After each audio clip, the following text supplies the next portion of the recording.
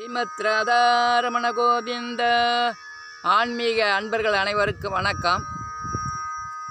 பெரியாழ்வார் அருளி செய்த 4000 திவ்ய பிரபந்தத்தில் திருமொழி என்னும் நெறிந்தகரும் 10 பாசரம். அந்த 10 பாசரத்தினுடைய நேற்று வரை 6 பாசரங்களுக்கு பொருள் பார்த்தோம்.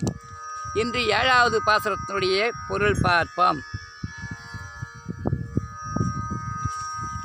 மின்னொத்த நுண்ணிடையாய் மெய்யடியேன் விண்ணப்பம். மின்னொத்த நுண்ணிடையாய் மெய்யடியேன் விண்ணப்பம். பொன்னொத்த மான் ஒன்று புகுந்தினிது விளையாட. பொன்னொத்த மான் ஒன்று புகுந்தினிது விளையாட. நின்னன்பில் வழி நின்று சிலபிடி தெம்பிரானேக. நின்னன்பில் வழி நின்று சிலைபிடி தெம்பிரானேக. பின்னே எங்களுக்கு மனம் பிரிந்தது மோரடையாளம். பின்னே எங்களுக்கு மனம் ராமா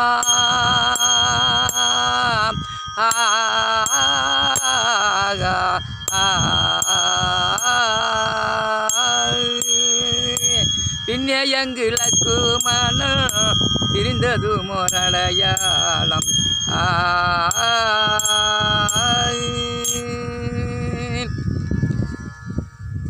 சீதையே ராவணன் கவர்ந்து போய் அசோகவனத்தில் சிறை வச்சிருக்கிறான்.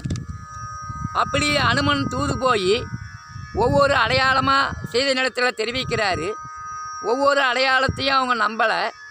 முதல் பாசுரத்தில் ஜனகனுடைய அரண்மனையில் வில் வளைத்து நாணேற்றி சீதையை மணந்தது ஒரு அடையாளத்தை தெரிவித்தார் அனுமன். அதே பாசுரத்தில் பரசுராமருடைய வில்லை ஒடித்தது ஒரு அடையாளத்தை தெரிவித்தார். 2வது பாசுரத்தில் மல்லிகை மாலை கொண்டு ஆத்தருமோ ஒரு அடையாளம். சித்திரக்கூடத்தில் ராமரும் சீதை இருக்கும்போது மல்லிகை மாலை சூடி தழுவி இருந்ததாக ஒரு அடையாளத்தை தெரிவித்தார். 3வது பாசுரத்தில் கைகையினுடைய சொற்கேட்டு கானகம் செல்வதற்காக ராமன் புறப்படுறான். அப்போ ராமர் கூடிய லட்சுமணனும் 2 பேருமா கானகத்துக்கு போகிற அடையாளத்தை தெரிவித்தார். 4வது பாசுரத்தில் ராமனும் குகனும் நட்பு கொண்டதாக ஒரு அடையாளத்தை தெரிவித்தார். 5வது பாசுரத்தில் ராமனிடத்தில் பரதன் அந்த எம்பெருமானுடைய பாதுகையை பெற்றுக்கொண்டு ராமன் திருவடியை பணிந்தது ஒரு அடையாளத்தை சொன்னார். 6வது பாசுரத்தில் அந்த ராவனுடைய மகன் ஜெயந்தனுடைய காக்காவடியில் இருந்த கண்ணை அறுத்ததை ஒரு அடையாளத்தை சொன்னார். 7வது பாசுரத்தில் என்ன அடையாளத்தை தெரிவிக்கிறார்னு பார்ப்போம்.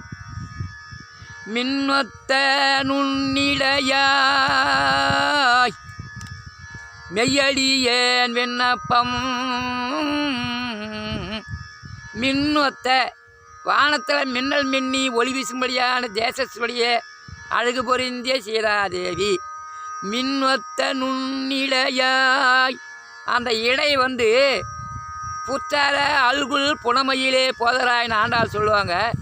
புற்றுள்ள பாம்பு இருக்கும். பாம்பு தலை பெருத்தும் வால் சிறுத்து இருக்கும். அது மாதிரி பெண்களுடைய இடையழகு அப்படி நுண்ணி இடையாய் மெலித்து வளைஞ்சி இருக்குமா. அதை தெரிவிக்கிறாரு பெரியாழ்வார். மின்னொத்த வானத்தில் மின்னி ஒளி வீசும்படியான மின்னலையொத்த இடையழகு. மின்னொத்த நுண்ணிடையாய் மெய்யடியேன். மெய்யினா உடல், அங்கம்னா உடம்பு, மேனினா உடல், காயம்னா உடம்பு. உடம்புக்கு பல பேர். மெய்யின்னு ஒரு வார்த்தை இருக்குது. மெய்யினா உடல், உண்மைக்கு ஒரு மெய் சொல்கிறா, உண்மை பேசுகிறான்னு சொல்கிறாங்களா, அதுக்கு ஒரு மெய்யின் பேர். இப்போ என்ன சொல்கிறாருன்னா அனுமன் மெய்யடியேன்னா நான் சொல்கிறதெல்லாம் உண்மை. சீதாதேவியே என்னை நம்பு, நான் ராமனுடைய தூரம் வந்திருக்கிறேன். இவ்வளோ அடையாளம்னு சொல்லி நம்பலை. இதையாவது நான் சொல்கிறது மெய்யா ஏற்றுக்கு நம்புன்னு தெரிவிக்கிறார். மின்னொத்த நுண்ணிடையாய் மெய்யடியேன் விண்ணப்பம். நான் விண்ணப்பம் ஒரு செய்தி கொண்டு வந்துடுறது கேளுன்னு செய்கிறார். பொன்னொத்த மானொன்றி புகுந்தினிதி விளையாட. சித்திரக்கூடத்தில் ராம லக்குவணன் சீதை 3 பேர் இருக்கிறாங்க. அப்போ ஒரு மாரீச மானூரில் பொய்மானாக பொன்னிறம் கொண்டு விளையாடுறான். ராவனுடைய மாமன் மாரீசன் அந்த மாரீசனை மாமனை கூட்டு மாரீசா சித்திரக்கூடத்தில் போய் சீதையினுடைய பார்வை படற மாதிரி நீ பொன்னிறமான பொய்மானு வேடம் கொண்டு சித்திரக்கூடத்தில் விளையாடு. அப்போ சீதை அந்த மான் மேலே ஆசைப்பட்டு மானை கேட்பாங்க. மான் பிடிக்க ராமர் வருவார். ராமரை பின் தொடர்ந்து லக்குமணன் வருவான். அந்த சமயம் பார்த்து நான் பிச்சை எடுக்கிற மாதிரி போய் சீதையை கவர்ந்து வந்துடுறேன்னு சொல்ல, அதே போல் பொய்மான் உருவம் கொண்டு பொன்னிறமான தங்கமயமான ஜொலிக்கும்படியான மான் உருவம் கொண்டு அந்த மாரீசன் ராவனுடைய மாமன் மாரீசன் சித்திரக்கூடத்தில் சீதையினுடைய பார்வையில் துள்ளி குதித்து அந்த மான் சித்திரக்கூடத்தில் விளையாடிடுது. அதை சீதையை பார்த்து ராமன்கிட்ட, சுவாமி இந்த மான் அழகான விளையாடுது, பொன்னிறமாக இருக்குது, இந்த மான் எனக்கு பிடிச்சி கொடுங்கன்னு கேட்குறாங்க.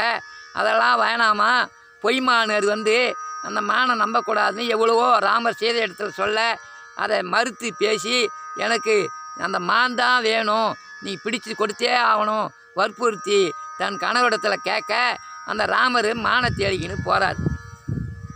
பொன்னொத்த மானொன்று புகுந்தினிதி விளையாட.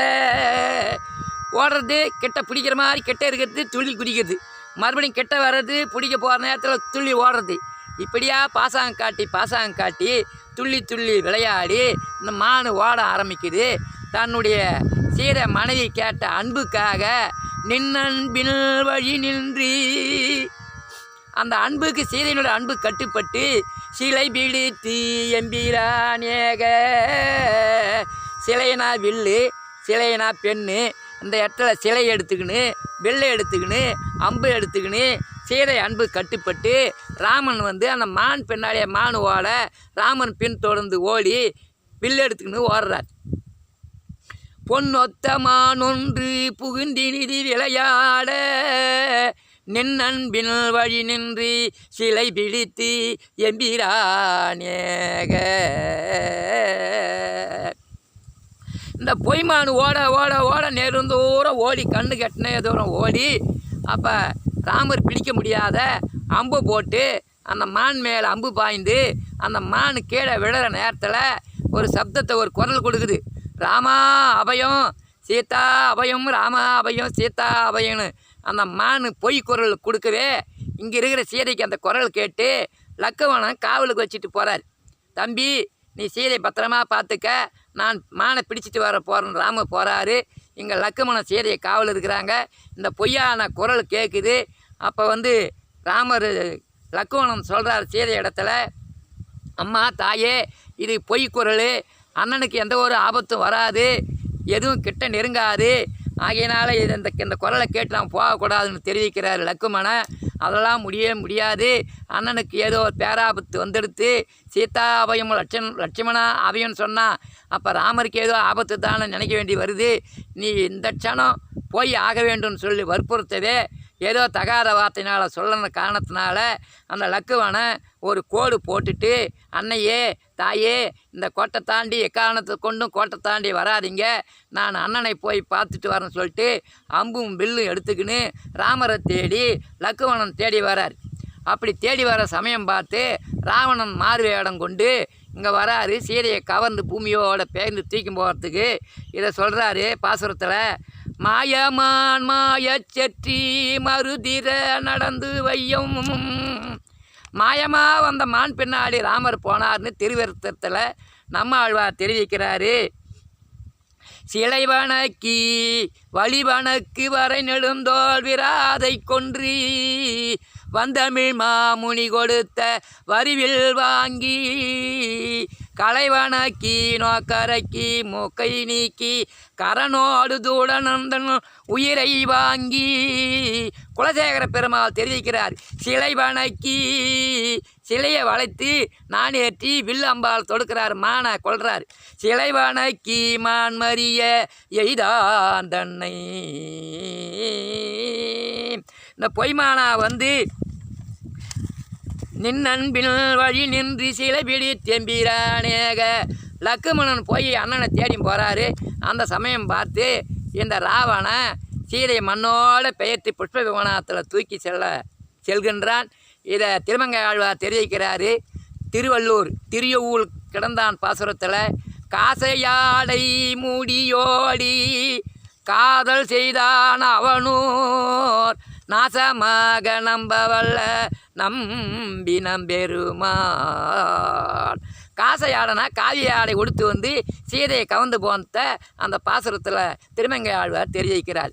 இதை எங்கே வந்து பின்னே எங்கு அந்த கோடு போட்டுட்டு போன பிற்பாடு கோட்டை தாண்டி வந்து அம்மா பிச்சாந்தேகின ராவணன் கேட்க பிச்சையை போட வந்த கோட்டை தாண்டி வந்ததுனால ராவணன் சீதையை கவர்ந்து சென்று விட்டான்.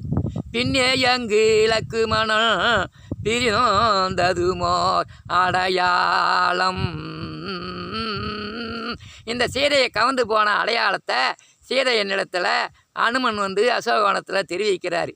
நீயும் ராமரும் லக்குமனும் இருக்கும்போது பொய்மானுக்காக விளையாடிய மானை கேட்க மான் பின்னாடியே ராமன் செல்ல, ராமனை தேடி லக்குவணன் செல்ல, அந்த சமயம் பார்த்து உன்னை பூமியோடு பேர்த்து தூக்கி வந்தானே அந்த நினைவு இருக்கிறதா அம்மா சீதா தேவின்னு சொல்லிட்டு இந்த அடையாளத்தையும் தெரிவிக்கிறாங்க. இந்த அடையாளத்திலையும் அனுமன் சேதனிடத்தில் சொன்ன அடையாளத்திலும் நம்பலை. ஆகையினால் நாளைய பாசுரத்தில் எந்த அடையாளத்தை தெரிவிக்கிறாங்கன்னு பார்ப்போம். நன்றி, வணக்கம். இதில் குறைநிறைகள் இருந்தாலும் மன்னித்து ஏதோ அடியேன் சிறிய தெரிந்தவரையிலும் இந்த பாசுரத்திற்கு நாம் வாழக்கூடிய காலம் கொஞ்ச காலம் நமக்கு தெரிஞ்சதை சொல்லி வச்சுட்டு போனால் பின்னாளர்களுக்கு தெரியும் என்ற ஒரு எண்ணத்தினால பாசனங்களுக்கு தெரிந்தவரையில் பொருள் சொல்லியிருக்கிறேன். இதில் ஏதாவது குற்றம் குறை இருந்தாலும் நீங்கள் கருத்து தெரிவிக்கலாம். நன்றி, வணக்கம்.